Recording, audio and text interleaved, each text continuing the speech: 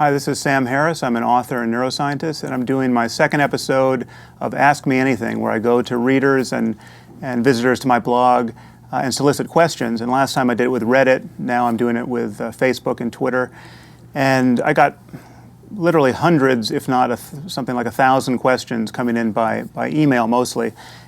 So I really can only touch the tip of the iceberg. But I've culled these questions and consolidated them, and I'm going to jump right in, and I'm not naming names, so your anonymity is protected. First question: if there is no heaven and hell, isn't life pointless? How could it possibly matter in the scheme of things if we treat one another morally or deepen our scientific understanding of the universe? We're all going to die. So doesn't atheism, by definition, rob life of its meaning? This is an odd question that I get almost always from religious people. This is I consider this a kind of software glitch of the human mind. It's not a question that resonates with me, and I want to try to unpack why I think it's so strange. The subtext of this question, and even rather often the text, is that unless experience lasts forever, there's no point. It means nothing. So just try to map this onto your life. Every good meal you've had, every pleasant experience as opposed to an unpleasant one, every relationship, none of it means anything because it ends. A good movie is meaningless. It's no better than a bad movie because it ends. This is a strange idea. This is unless we disappear into infinity with experience, there's no difference between the most sublime happiness and the most abject suffering. And I think when you actually try to connect with that intuition, it's strange and really is insupportable in our moment-to-moment experience. We care very deeply about the character of our experience. In fact, it's the only thing we can care about. And I think quite to the contrary, this notion of eternity, this notion of nothing matters here, but it matters in over the long haul, in the afterlife, because the bulk of our experience is after we die. This religious idea actually robs life of its meaning. It doesn't bring meaning to life. It renders meaningless all of the precious moments we have while alive. And this is the only life we're certain of. And it's continually ending. It not only ends in death, but it ends in each moment, and things change. And that makes each moment precious. So when you take an experience like, if you're a new parent and you're carrying your child, say, what you do, you pick your child up hundreds of times a day, it seems, and you never think that there's going to be a last time you do that. I mean, at a certain point, your child's going to get too heavy to pick up. You don't pick up 15-year-olds for the most part. At a certain point, you will have picked your child up for the last time. Now, we tend not to go through life thinking in those terms, but if we realized that it's as though we're standing in front of a kind of a ticket machine at a deli counter, and we're just pulling tickets, not knowing how many are in there, and at a certain point, you pull, and you've got the last one in hand for every experience. There'll be a last time you pick your child up, and you will not have noticed that was the last time. That makes life very precious, and certainly death, the final ticket at the end of life, makes it all incredibly precious. It's just it could not be more precious, and its preciousness is not predicated on it lasting forever, as though such a thing could even make sense. So this is another mode in which religion convinces us not to take death seriously, and that's actually its selling point. We don't have to take death seriously because we live for eternity after we die. Needless to say, there's no evidence for that, but it's I think psychologically and socially unhelpful to do that because it offers no incentive to make this life as creative and as beautiful and as rich as we can possibly make it. We've got many questions on free will. There's an immense amount of interest in a few blog posts I did on free will. Please discuss your views on free will. You've said that it is an illusion, but that choices, intentions, and efforts still matter. But what can words like choice, intention, and effort mean if there's no such thing as free will? Now, there's been so much interest in this, I think I'll probably write a short ebook on it and just pull together my blog posts and sort of go more a little deeply into this, because I didn't know this, but this is actually just an issue that really matters to people, apparently, psychologically.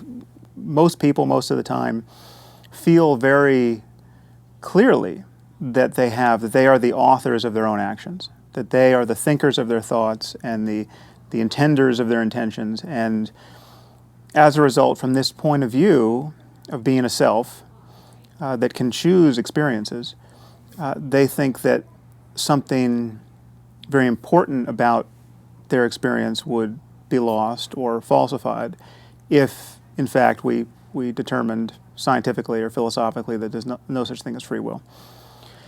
Well, the problem is free will is just a non-starter philosophically and scientifically. Unlike many other illusions, there's no way you can describe the universe so as to make sense of this notion of free will. Now, there are many people who kind of artfully change the subject and try to get a version of free will that still makes some scientific sense that actually is not what people mean by free will. What people mean is that their conscious selves are free to choose their actions. You choose what you want, you choose what you will to do, and this is true in the simplest way with gross motor actions, but it's true in your life course, the kinds of things that interest you, etc. Now, people don't deny that they're influenced by their genes and the environment and the social systems they live in, but they still feel that at every moment there is freedom to choose. Now, what can this mean? From the position of conscious awareness of your inner life, this can't be true, because everything you're consciously aware of in every moment is the result of causes of which you are not aware and over which you exert no conscious control. So, it's just a simple experiment. You think of someone in your life. Just remember someone you know. Now, the person who comes to mind feels like someone you chose. You just took this person off the shelf of memory, in a sense. But you can't account for why you thought of that person as opposed to somebody else. Okay, let's say you know 100 people in this world. Before I posed the question, you weren't thinking of anybody. I ask you to think of someone you know, and somebody emerges into conscious awareness. We know, as a matter of neurophysiology, that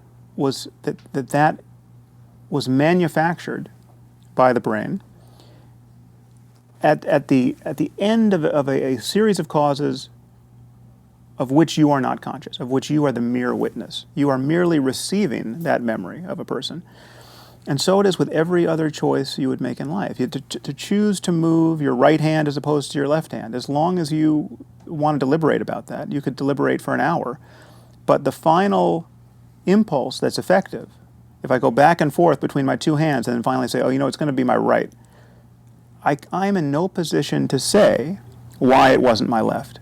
And we know, and there have been a variety of neurophysiological experiments and now neuroimaging experiments attesting to this, we know that monitoring brain function would have allowed scientists in the lab to predict which hand I was going to move seconds before I'm consciously aware of my motor plan. So this is a problem for this folk psychological notion of free will, this idea that we are the authors in every moment of our inner lives and of what we subsequently do in the world, because we know that we are downstream of causes of which we're not conscious and cannot possibly be conscious.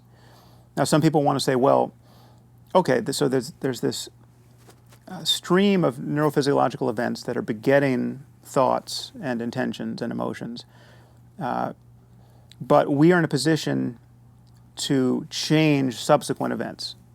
Okay, well, that's actually not true. The we that's in a position to change those subsequent events is simply more events. I mean, there's just one event following another as a matter of neurophysiology. So the The idea that I can decide, I can't pick my impulse to move my right hand versus my left hand, but I can decide to stop moving it.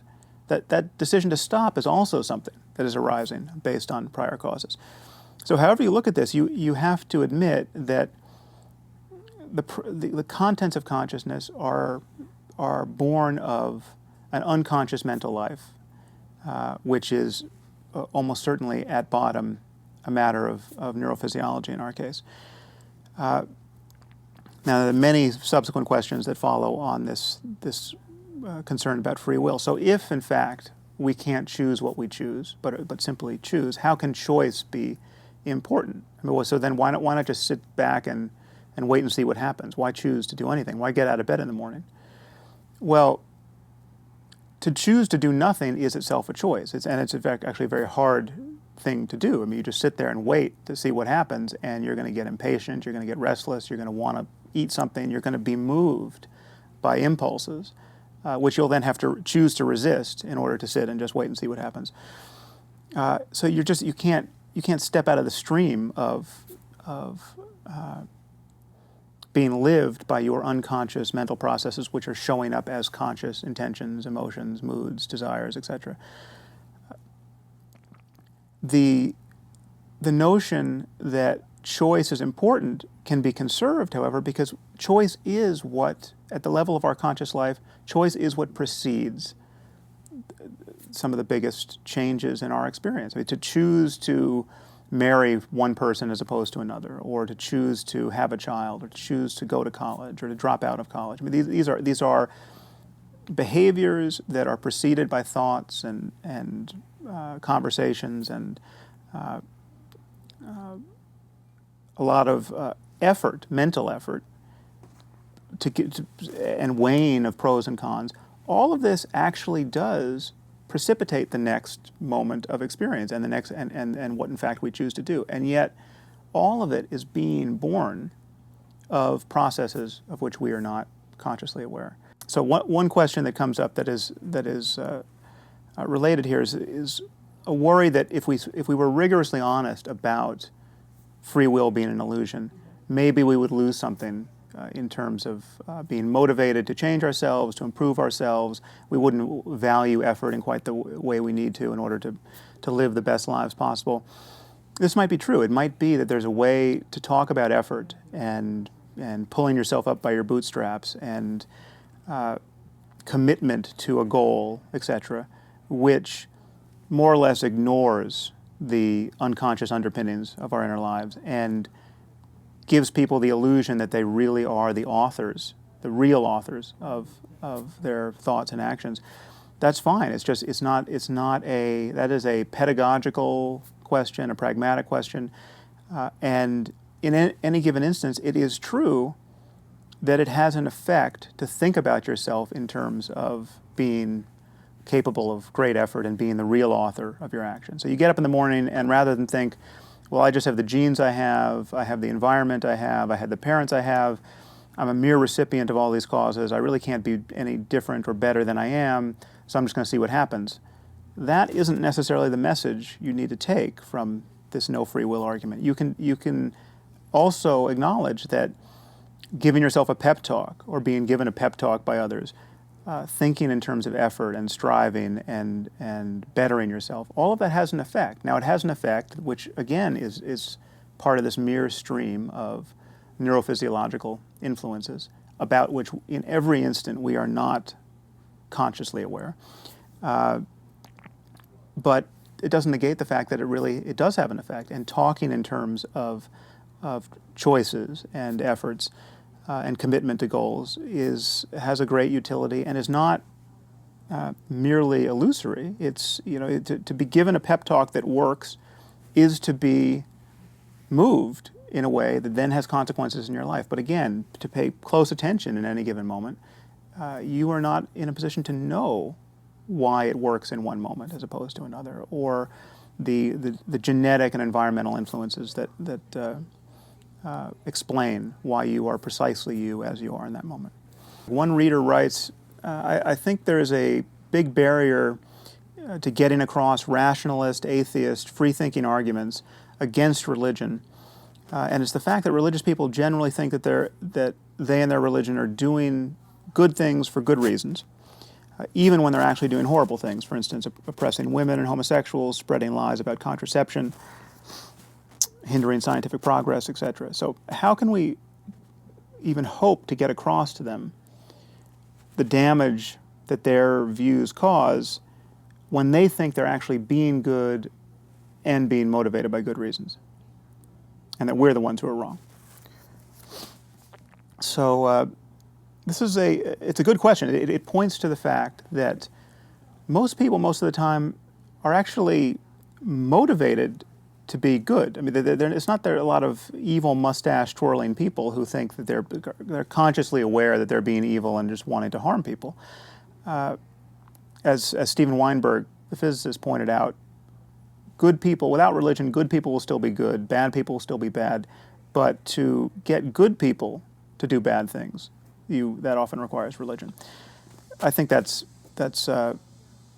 often true, that nowhere do we see people, good people, normal people, people who really do love their kids and people who really do want to live in good societies, do needlessly stupid things that cause immense amounts of human misery, but for religion and its otherworldly motives. It's just it manages to subvert very simple projects and drain away energy that could be used for creating a better life in this world in a way that I think would be unimaginable but for any other ideology. And so what to do about this? I think really there really are only two things we can do. We have to undermine the truth claims of religion. We have to call into question the beliefs that motivate good people to do harmful things. So, if the belief that homosexuality is an abomination destined to be punished by a wrathful God who finds it loathsome. Many, many millions of people believe this.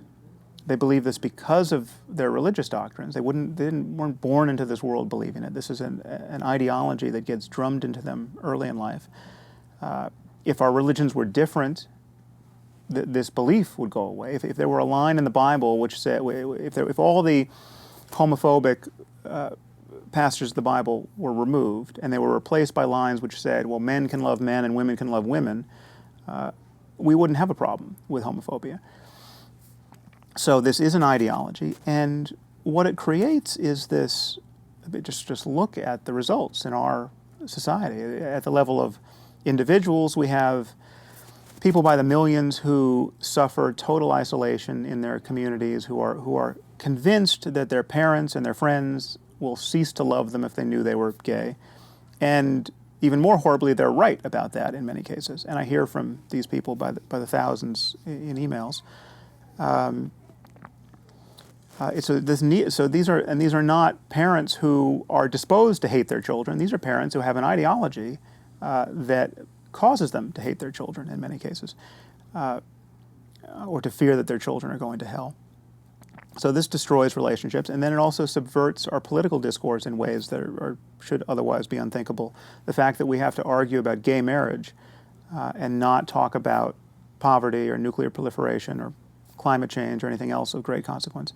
So we have to undermine the beliefs, and we also have to talk about the consequences of the needless complication that is occasioned by the beliefs. So that's really the two things I think that need to be focused on in order to undercut this.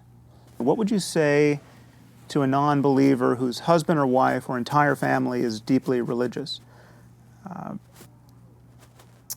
What can they do to mitigate all the conflict that arises at the boundary between belief and disbelief, especially when it comes to deciding how to raise children? So this is something that I hear daily in my inbox. This is the people who either can't come out of the closet as non-believers or are out of the closet and then reaping the whirlwind of consequences for doubting God within a community where everyone believes. And the amount of anguish born of this is just amazing. Now, I haven't had this experience. I can't really advise people in any intelligent way based on my own direct experience. But I just think this is something, depending on the circumstance, this can be a deal breaker. It does end relationships. It does end marriages. Whether it needs to in every case, I certainly doubt. I mean, it's a matter of how tenaciously and dogmatically and intolerantly believers want to hold on to their certainty and insist that children be raised with a fear of hell, for instance. I mean, that would be a deal breaker for me. You know, the idea that to be with someone who insisted upon instilling in our child a fear of eternal torment in hell, you know, I view that as child abuse. So if that's the situation you're in, well, that's a problem, and I don't really have a magic bullet for fixing it. But there are many gradations of that, and clearly when the relationships matter enough and there's enough love and understanding there, enough goodwill, despite differences, then I think some of these impasses can be negotiated. But it's a huge and completely unnecessary problem. The alternative would be just to speak rationally and openly about what, in fact, we know about the nature of the universe, and to never hesitate to admit what we don't know. And that spirit of open-mindedness would just nullify all of these sectarian certainties of religion, and allow people to still explore whatever is there to be found in terms of spiritual life or mystical experience or anything else that could be actually of interest to people in their lives. Please talk about raising children without religion. For instance, in the absence of religious belief, how can you talk to a child about death? Well, this is a circumstance that everyone runs into who's a parent. I actually haven't yet because my daughter is still young enough not to be aware of death. But there's this taboo in our society around admitting we don't know things. Now, this is not just with respect to children, but you see this everywhere in political discourse, and it's happily and ironically the one thing that is unique about scientific discourse is that people are without hesitation committed to saying they don't know when they don't know, because the penalty for pretending to know things you don't know is huge. So you have scientists rather often saying, I don't know this, I'm not an expert about this, someone else in the room knows more about this than I do, and you get this kind of humility which actually doesn't export very well into the rest of the culture, because then you get lots of people saying, look, science doesn't know anything. So but for the rest of culture, people tend to feel very uncomfortable having to admit when they don't know something, and they're uncomfortable with their kids. They don't model for their kids this ability to just admit that you don't know, and that seems to me to be a problem. It's actually the basis for exploring anything, honestly, to admit that you don't know. Now, with death, I can honestly say I don't know what happens after death. There are reasons to be skeptical of survival of death. There's certainly reasons to be skeptical of any specific story about survival. But in terms of the relationship between consciousness and the physical world, I'm not in a position to say, oh yeah, I know exactly what happens after death. You are zeroed out in precisely the way you were zeroed out before your birth. Now, there are good reasons to believe that's true based on what we know about the brain, but this is not a matter of scientific certainty, and if consciousness were in some ways independent of the brain, I wouldn't expect the world to appear much differently or any differently than it does now. We just simply, there is a mystery to consciousness. But I don't see the giving of false promises and false fears to children to be paying any kind of dividends that we want to conserve in our culture. To put in the minds of children a fear of something bad happening after death seems to me to be manifestly unethical. To give them this false hope placeholder that everyone goes to heaven and and hangs out for eternity, is to fail to equip them to grieve and to actually and fail. It's a failure to be honest in the face of mystery. So I think we can honestly say we don't know what happens. We can honestly represent the reasons to not be afraid of non-existence. To be afraid of non-existence after death makes no more sense than being afraid of your non-existence prior to birth. You're not you didn't suffer your absence in the 18th century, and you're not going to suffer your absence in the 22nd century. So that's also something that, in an age-appropriate way, we can communicate to children. So I just don't admitting your gradations of certainty on everything you talk about seems to me to be virtually always a good thing, even with young children. How does your notion of the moral landscape incorporate the intrinsic value of human life, or the intrinsic value of the natural world? Your emphasis on well-being, on the conscious experience of conscious creatures, would seem to suggest that people who are capable of the greatest happiness or produce the greatest benefit for others are more valuable than other people. But many people would view this inequality as ethically offensive. So your view also seems to suggest that nature has no value unless people are there to experience it. So please clarify this.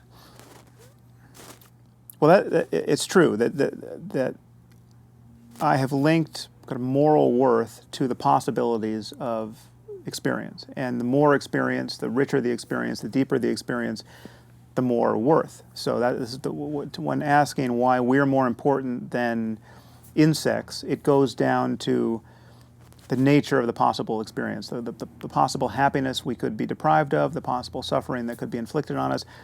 Insofar as this is a much greater range of experience, then it's worse to deprive us of happiness or inflict suffering on us than it is in the case of insects.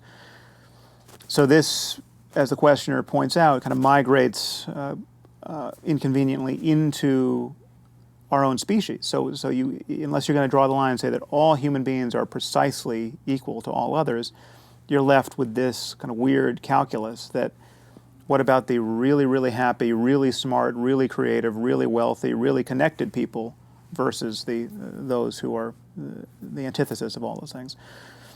I think it's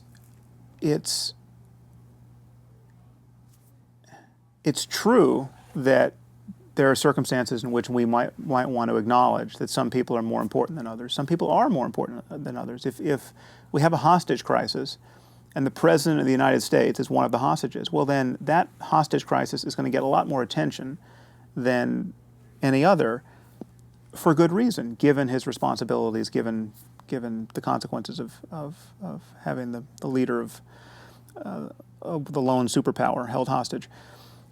When we think about a hostage crisis, we don't tend to make other calculations, however. We don't think about, well, who's the smartest, richest, most creative person in there? Do we rescue the smart people before the people who aren't so smart? There's a good reason not to do that, even though in the end we can talk about differences between people, because we all value fairness so much, and the consequences of having a fair society, a society that's blind to the differences between people, a society that treats all human life as though it were precisely equivalent, that is of obvious benefit to almost all of us all of the time. So you can point to situations in which you want to strip off the veil of ignorance there and say, oh no, we have to talk specifically about these people and why they are so important, as in the case of the president, say. But generally speaking, we all benefit so much by treating all human life as equivalent and sacred that it just seems silly to try to parse it more. But it is true that my view entails the claim that anyone who's smarter than me, who's happier than me, who's capable of much greater, much richer and deeper experience, who's going to help the world in ways I could never dream of, that person is more important than me. I don't have any hesitation or problem admitting that.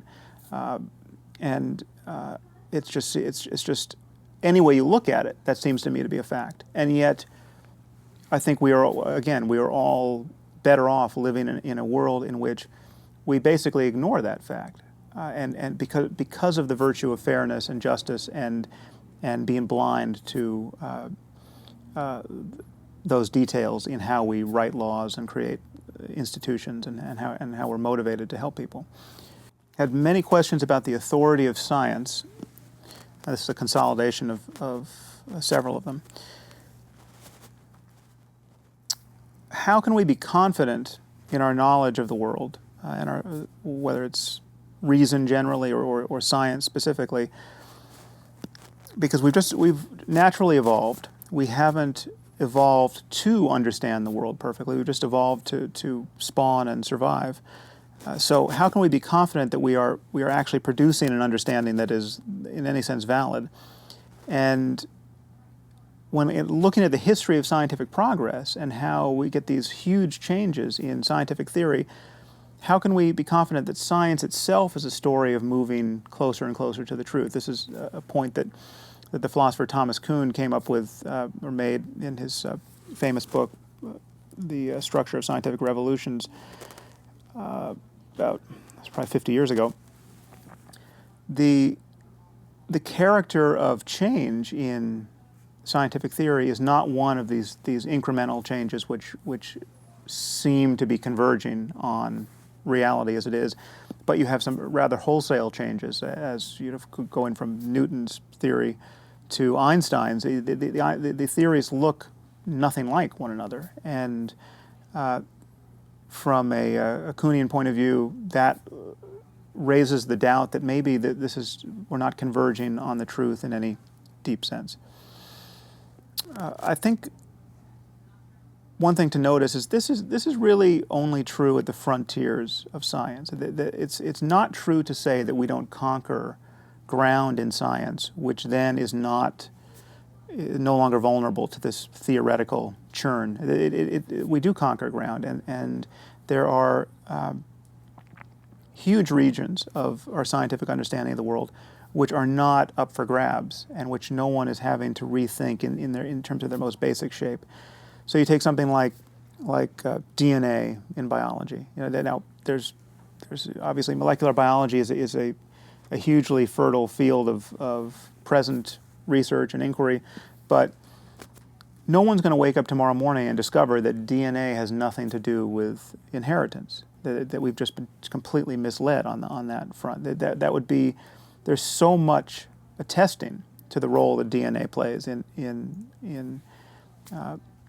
the mechanism that allows for inheritance. That yes, there are wrinkles that we are constantly finding, like epigenetics, for instance. But this is ground that is conquered, and we're not going to see wholesale changes in our understanding of the world there. And this is progress of a sort that you only really have in science. You don't have this. You certainly don't have this in religion. You don't have it in elsewhere, for the most part, in human creativity. You don't have it in art or literature.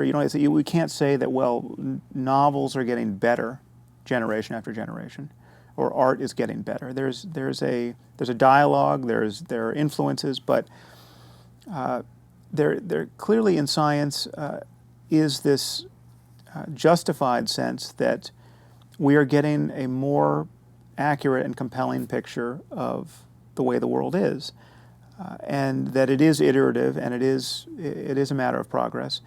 And this progress extends to our understanding of ourselves, extends to the understanding of the human mind and what's possible for us as subjective creatures. So I think it's not our reliance on authority in science, the fact that we talk in terms of what the authorities in any one field believe to be true about the nature of the universe, is not the same thing as a reliance on the authorities of religion. To reference the the mainstream opinion in chemistry is not the same move, it's not the same abject reliance on authority as it is to reference the mainstream opinion in Protestant theology. It's just because Protestant theological discourse is not constrained by the insults of reality in every moment. It's not constrained by experiment and the mutual self-criticism of people who are competing to get their grants funded. It's not to say that scientific discourse is perfect in the way it purifies itself of self-deception and fraud and other ways in which we can fail to understand the truth. But it is so much better than any other game in town that every other game suffers by comparison. And that's something we just have to admit and I think celebrate in as public a way as possible. Got a few questions from Norway in response, obviously, to the recent terrorist atrocity there. The first is, one reader writes, unfortunately, this has led to the political left to delegitimize and demonize criticism of Islam even more than before. Obviously, whatever problem we had with the integration of Muslims before the terror attacks is still there. It is, however, impossible not to reconsider one's rhetoric even when one's intentions are purely benevolent. So the question is, do you have any suggestions about how to approach this? Now, this is a problem which I blogged about a little bit already. This is a real concern for me. There was already such a politically correct impediment, especially in Europe, but everywhere, in the way of speaking honestly about specific doctrines within Islam and the way in which they are actually held by Muslims in various communities. And it's decidedly inconvenient that the people who feel no constraint in terms of political correctness are, and therefore do say rather voluble and often perfectly accurate things about Islam, are racists and fascists and anti-Semites and people you absolutely you wouldn't want to touch with a 10-foot pole, but for the fact that they're the only people, for the most part, in the public square loudly saying what has to be said. And so this, obviously this just mind-boggling massacre that occurred in Oslo has made it even more difficult to speak honestly about the nature of Islam, because you, in doing so, seem to align yourself, or at least to be very callous to the company you're traveling in. That's, I think we just have to blow past that. We have to talk about we can't talk about religion as a monolith. We have to talk about the differences among religions. And within any one religion, we have to talk about the uniquely bad and consequential ideas. And for my money, there is no set of notions worse or more damaging or more divisive or more imperiling of the future than the beliefs in martyrdom and jihad in the Muslim world, in the doctrine, which really are central to the doctrine of Islam. This is not the crazy Islam that no Muslims know about or care about. This is not the equivalent of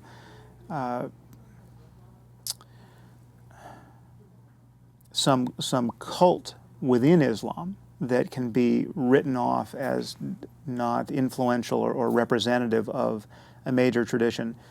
This is not the Branch Davidians. We have David Koresh in Waco, Texas, getting ready to self-immolate and not really representing Christianity. This is just one of the central messages of Islam, that paradise awaits those who die in defense of the faith. Nothing better can happen to you, and it is incumbent upon all Muslim men to wage jihad. And there are many others. This idea is set within a larger context of Muslim expectation for world domination, which is not a fantasy that right-wing racists make up. It is something that Salafi Muslims, for the most part, by and large, talk about ad nauseum. And this is what has to happen is the Muslim world has to find some way to really marginalize these voices. And it will be very difficult because these are not crazy interpretations of the faith. These are rather straightforward instances of theology. And so it's like trying to figure out how to get the Christians to stop thinking Jesus is the Son of God. It would be hard. Now, there are Christians who have stopped thinking that, and there are Christians who don't invest anything in some of the central notions of Christianity.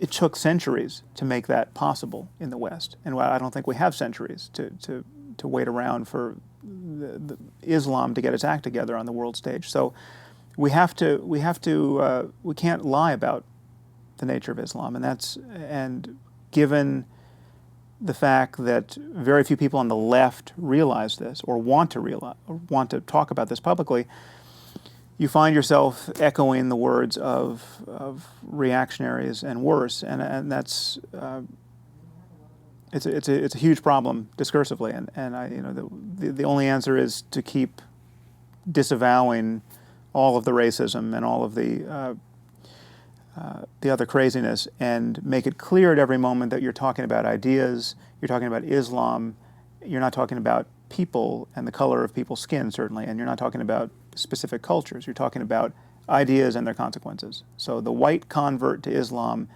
is who you're talking about just as much as the Arab who was born into the faith. And within that frame, you are talking about specific ideas, not just a nominal attachment to the faith.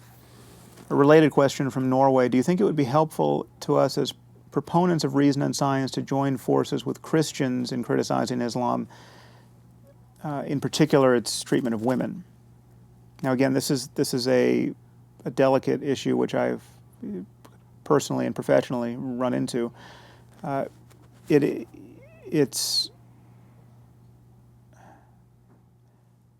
It is true to say that the people who are most candid about the problem that Islam poses and its real doctrines tend to have their own ulterior motive, and it is not so ulterior, but it's the motive of advertising the merits of their own faith. It's not to say it's their only motive, but you have a lot of really animated Christians who attack Islam as the wrong faith, fully believing that they're in possession of the right faith. I don't see any particular reason to link up to join arms with them in any particular forum, but it is only honest to point out when they're not wrong. And the people in my camp, the non-believer camp, that talk about all religions as though they're by definition equivalent, and who talk about Christianity being just as bad in every case as Islam, are just being dishonest and offensive to Christians in ways that they don't need to be. It is not true that every religion poses the same threat of terrorism in the 21st century. And it is not true that every religion could pose the same threat of terrorism in the future. There are some religions that will never generate terrorism. And this is just obvious when you look at their doctrines. Now, this is not to say that Islam is worse across the board on every question that religion can be bad on. It's not bad on stem cell research. Muslims, for the most part, believe that the soul enters the embryo at the 40th day, or some say the 120th day. This is great for embryonic stem cell research. There's no problem sacrificing 3 to 5 day old human embryos within Islam. So Christianity, the specific beliefs of Christianity, pose a liability to that scientific research and all of the life-saving consequences we might enjoy as a result, in a way that Islam doesn't. Okay, so we can talk about that difference honestly, and that should be true across the board. And that's it's inconvenient that, as a matter of in the political sphere, it really is a unique problem with Islam that we have to confront, and it's very easy to worry that there's a racist motive or a nationalist motive or a xenophobic motive encroaching in the case of many people, and no doubt it is, especially in Western Europe at the moment. Judging by the questions that people often ask you at the end of a Q&A session when you talk about your book, The Moral Landscape, it seems to me that there is some confusion about your use of the word objectivity and science. People seem to think that you're speaking strictly about the role of the hard sciences in determining human values, and perhaps more important, people's general concept of objectivity implies that the phenomenon in question must be mind independent. So when you talk about objective morality or objective truths about human well-being, this doesn't make any sense to them because they're thinking, well, this is well-being and morality depend upon mind, so how could they be objective? Could you clarify this? Yeah, this is a real point of confusion for many people. People think that people don't notice that there are two senses of the word objective and of the words objective and subjective. There's this sense of what's called ontology, of what there is to know in the universe, which is what facts are there to talk about. And there are objective facts and subjective facts. There are the facts of the material world spoken of in terms of physics and chemistry, etc. And there are facts of the subjectivity of any conscious system within that world, and what it's like to be you in this moment is a set of subjective facts which has objective underpinnings. It has a lot to do with your body and your brain and your world, etc. But we can talk about human subjectivity objectively in the epistemological sense, in the sense that we're not being self-deceived, that we're not lying, that we're constrained by rational claims, evidence-based claims. So, for instance, an example I use in the book, The Moral Landscape, and I often use in this context, I have something called tinnitus, which is often called tinnitus, which is a ringing in the ear, which you may have experienced if you've gone to a loud rock concert and you come home and your ears are ringing. In that case, it's transient, it goes away, but people can get it based on often some damage to the cochlea in the inner ear, and you get ringing in your ear that's basically around for the rest of your life. Now, I have this. I'm not lying about it. This is a phenomenon that is known to science. People report this. A lot is known about the kind of inner ear damage that can produce it. It can be associated with hearing loss in the appropriate frequency. I mean, we can study tinnitus. We can talk about tinnitus. I can tell you that my experience of it seems to be on the right side and is high frequency as opposed to low frequency. So I could match it to a tone that you produced in the world. This is all something that this is a feature of my inner life that I can represent in the spirit of scientific objectivity and about which science can know something. There is no impediment to studying tinnitus, and likewise, there's no impediment to studying any other feature of our subjective life. Any moods or emotions or experiences that people find compelling to study can be studied. Now, it's inconvenient that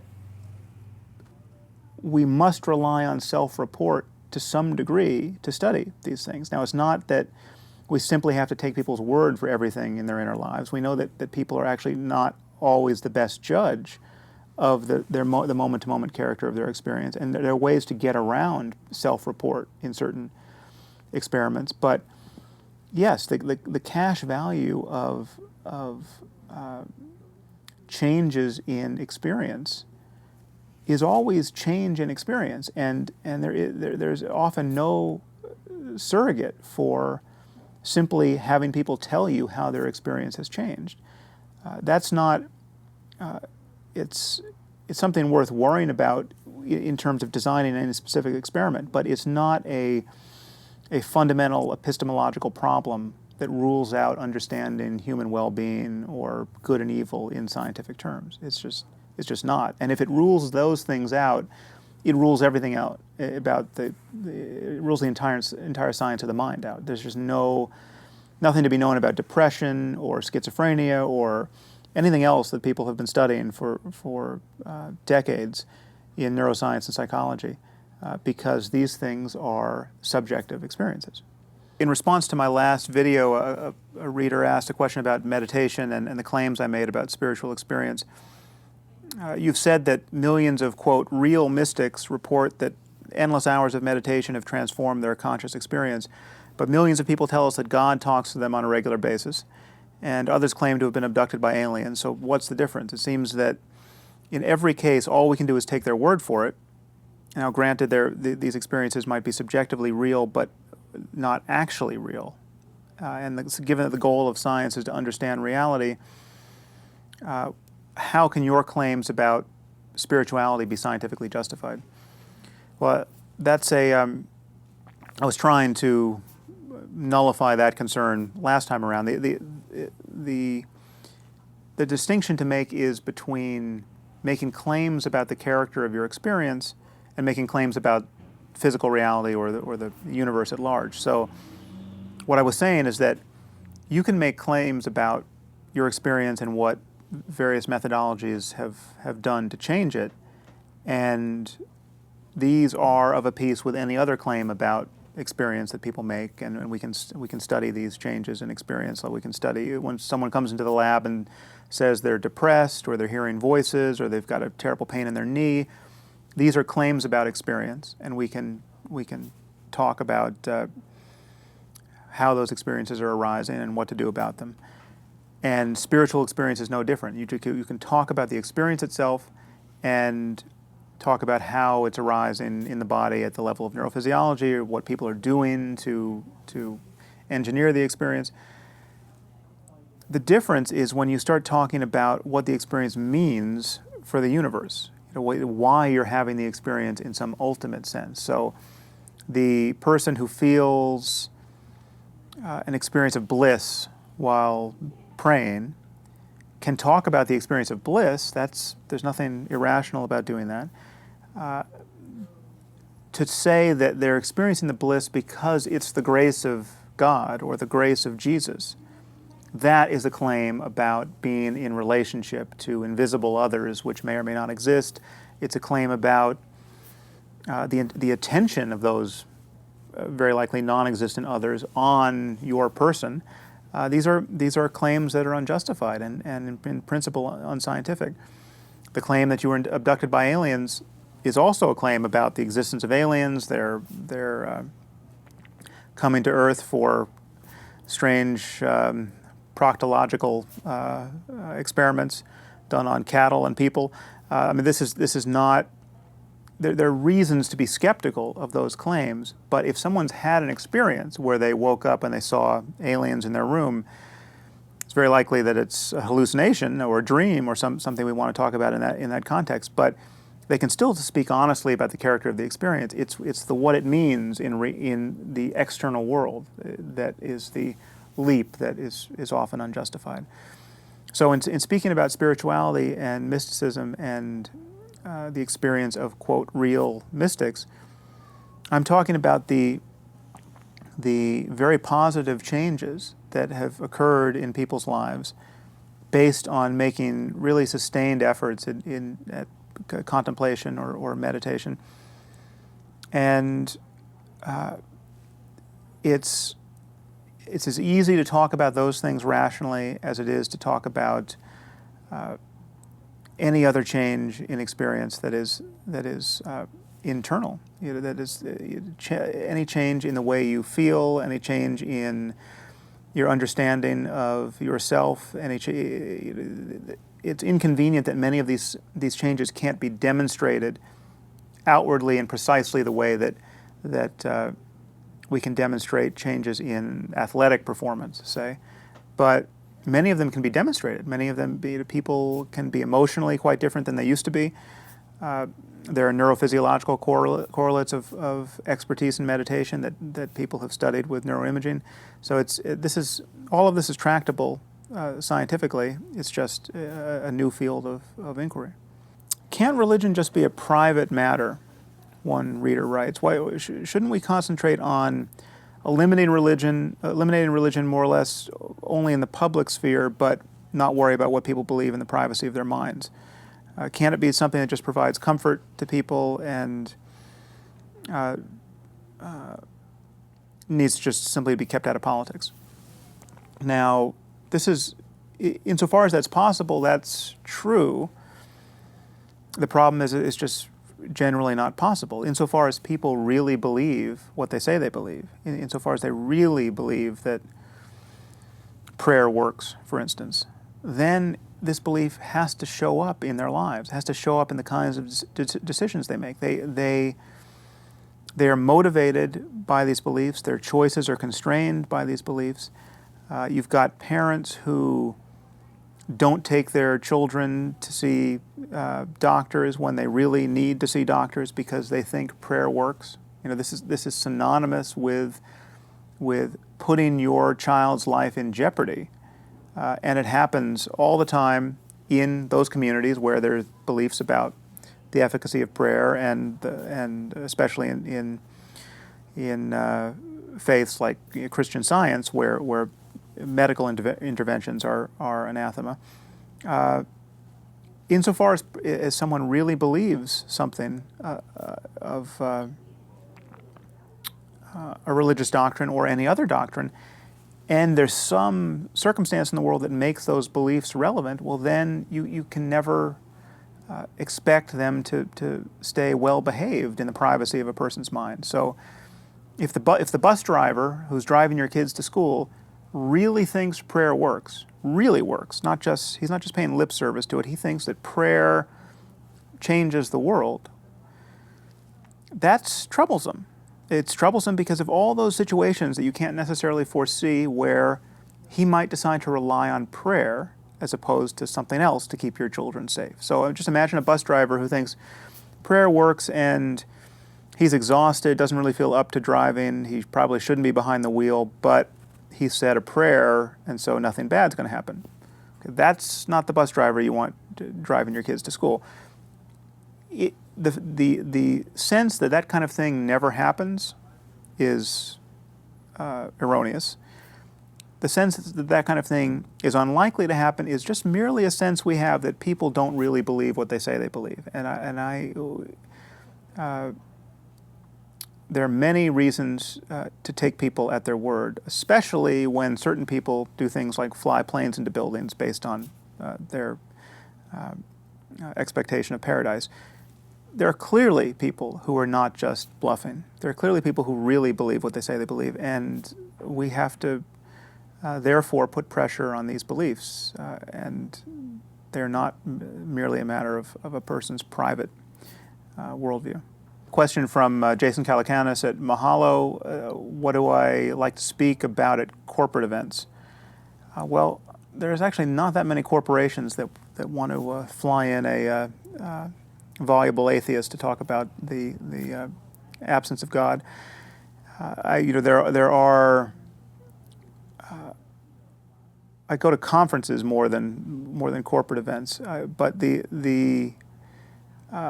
increasingly I'm talking about the way in which science can and will and must change our view of ourselves and the kinds of public policies we adopt. Because there's up until very recently, there's been this sense that science can stay sort of safely in its walled garden of figuring out what the universe is like and producing helpful technologies.